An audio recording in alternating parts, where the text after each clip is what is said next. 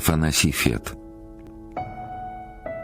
Скрип шагов вдоль улиц белых, огоньки вдали, на стенах оледенелых блещут хрустали, от ресниц нависнул в очи серебристый пух. Тишина холодной ночи занимает дух. Ветер спит, и все немеет, только бы уснуть.